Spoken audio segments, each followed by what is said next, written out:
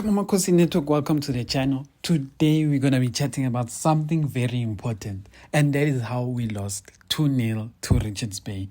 And yes, Kaizer Chiefs lost 2-0 to Richards Bay. But let's get into the game. Let's talk about the ratings and what we think about the game. So, before I get into that, please like, comment, and subscribe. So, Nabi's rating for this game is a 2. Nabi is going to get a rating of 2 because Nabi's planning was very poor. Like, you cannot go to Richards Bay with one less attacking midfielder with a team that was planning on defending in the first place. So that is already a weakness from Nabi. Mental weakness. I don't know.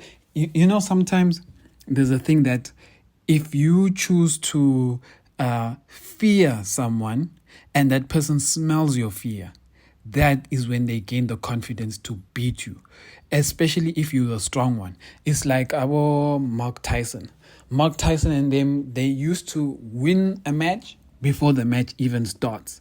Because if they can smell a hint of fear, that's the thing that they exploit. They know that's how they beat you. But anyway, let's get into the ratings quickly. Vuma, the goals, nothing much we can say about the goals, but the one thing I do want to say about the goal is that the first goal, the headed goal, the issue with that I have, it's not a Vuma issue because it was a good header. I'm not going to sit here and act like it wasn't a good header. Very good header.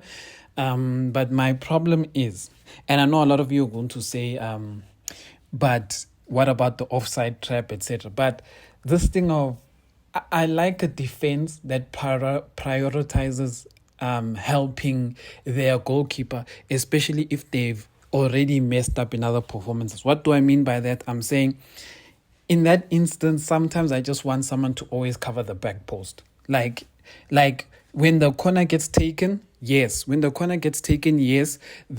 players will be trying to set the offside trap. But the moment it gets played, I want someone to sprint to the back post to cover anything that Vuma may miss, especially with that kind of header, because that's most times when those kind of crosses come in, they will only really get to score against you from the far post because generally the keeper is already covering the near post. But anyway, so Vuma, I'm going to give let me just give him a 5 to 5.5. Nothing, I can't blame him for the goals. Like, if you come out and you blame Vuma, I don't know what to say.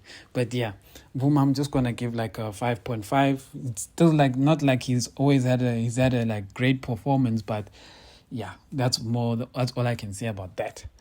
Then our left back, Dove, excellent performance from him.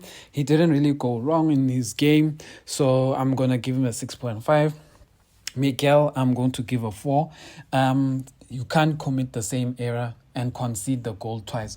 So far, Miguel, in the past, let's say 2 to 3 weeks, Miguel has 2 goals that have his name on it because we should not have been conceding those 2 goals the exact same way. Yes, the first one was Stellenbosch, we will take it, but the second one, no.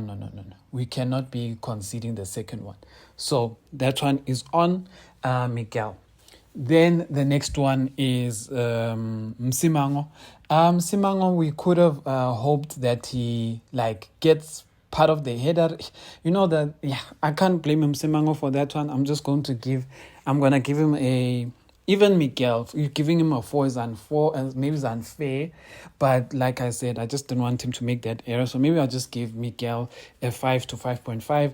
Msimango, I'm going to give him, let me just say 5.5 to maybe 6.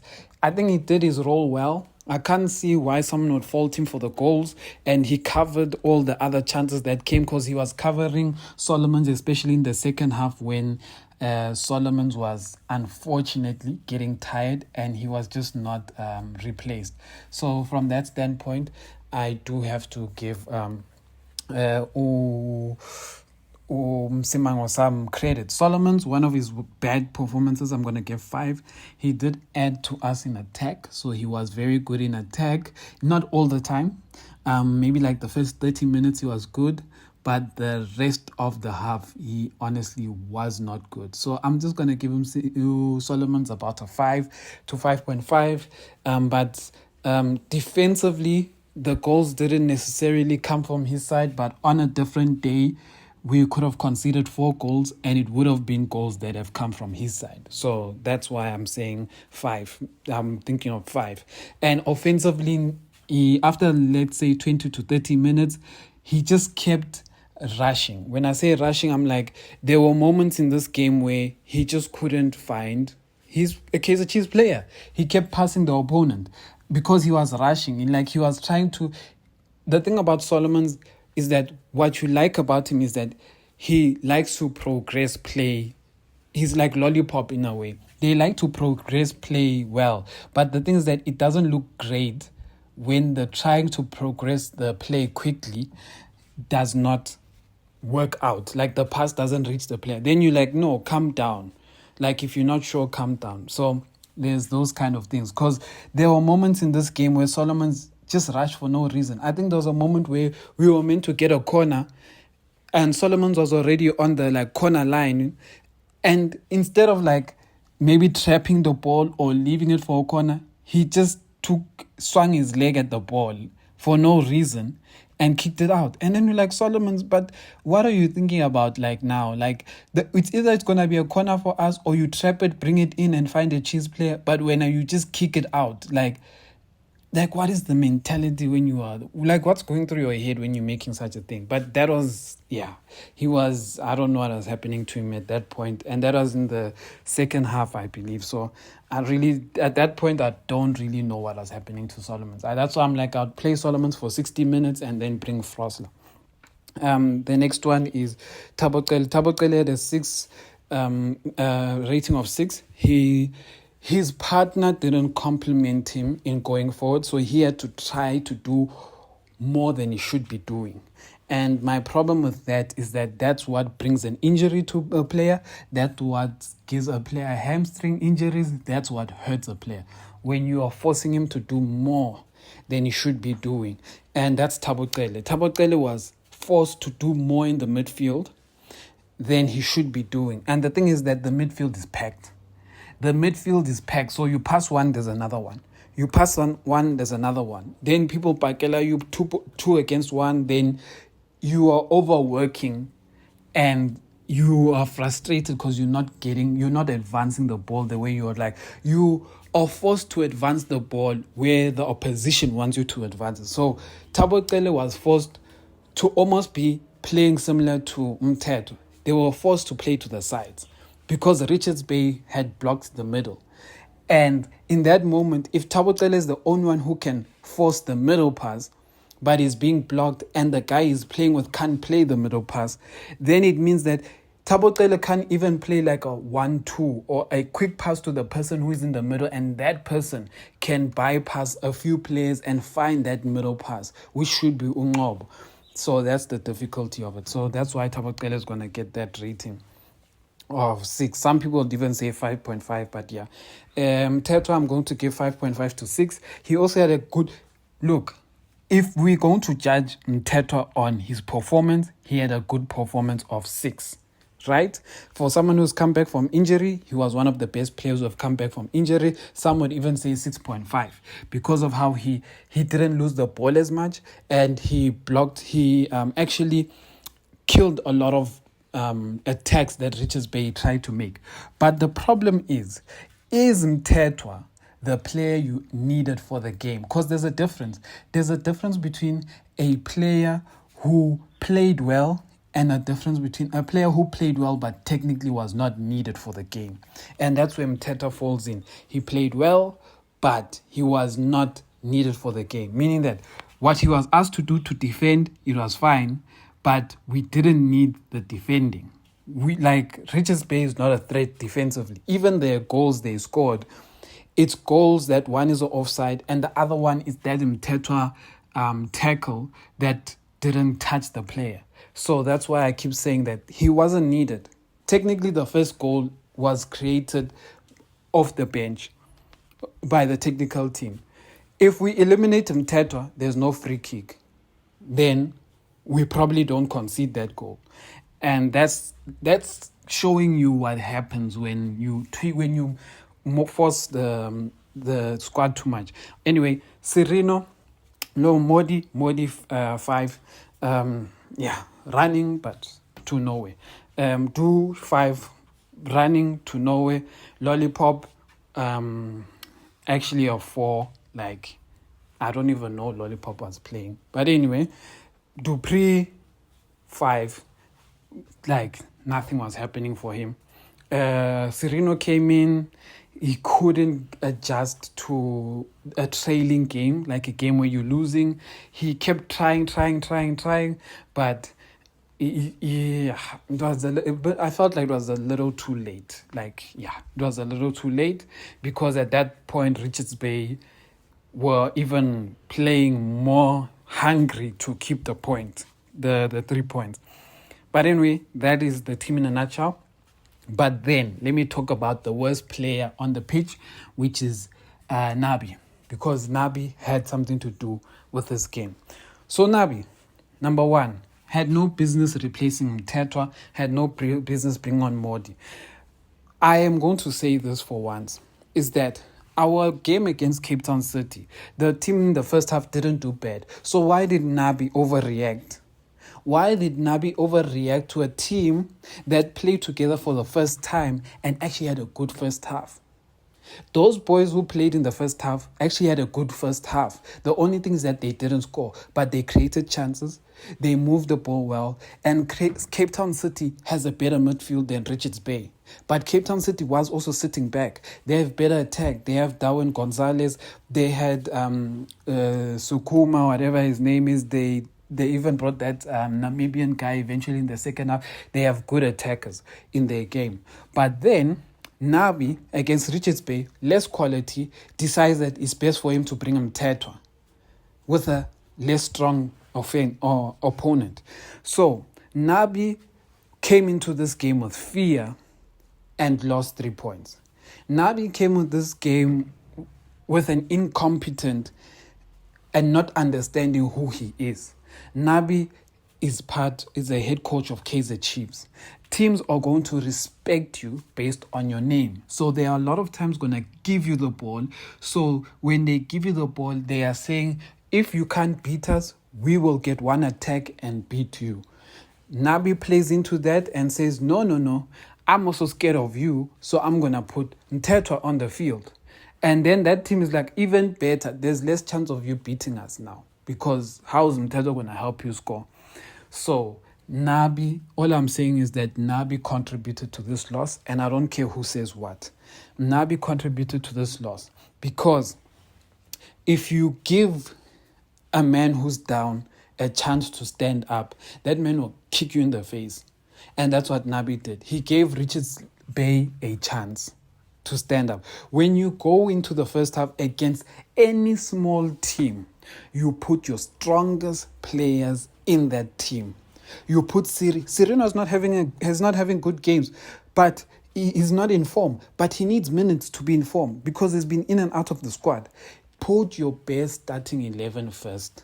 Don't try be fancy and say, no, I'm going to keep Sereno on the bench, so at halftime, there's like a chance Yoguti, he can change the game when I need a spark. No. At this point, we would rather have our first 11 play 90 minutes if it's the best 11. If our bench we're saying is swag, let's keep that best 11 for 90 minutes. Because at this point, 3 points is so important. We have no chance to play mind games or whatever. We just need to win, because if I put my best 11 and my best 11 gets to 60th minute and we've scored 3 goals with my best 11, I sub them.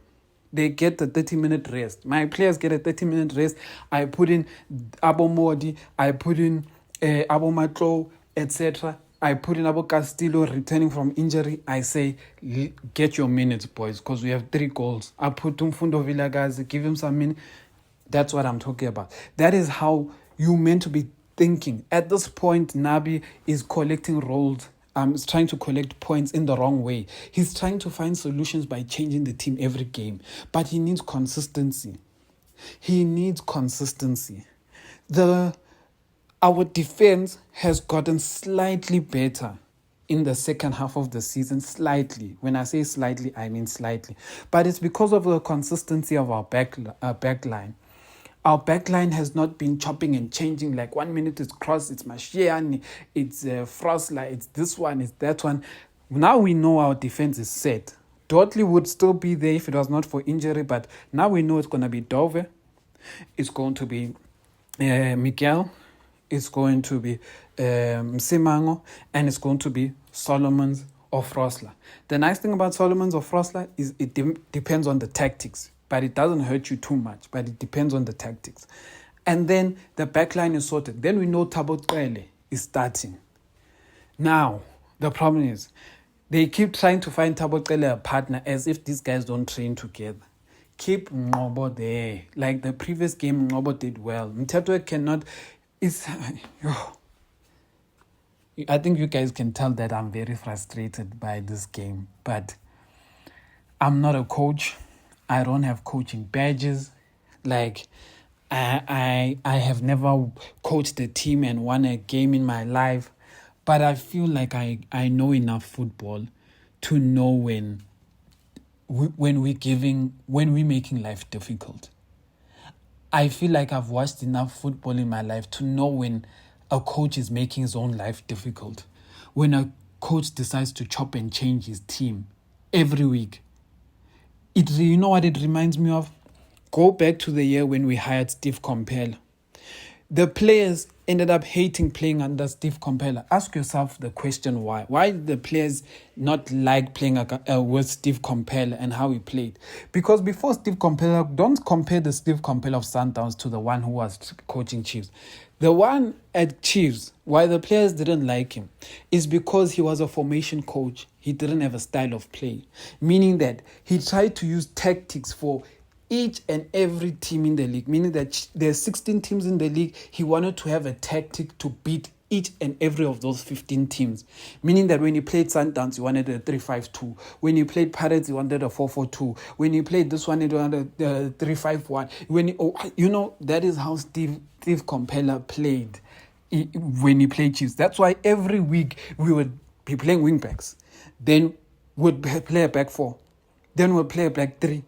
Then we'll play this, then we'll play that. So we didn't have a style of play.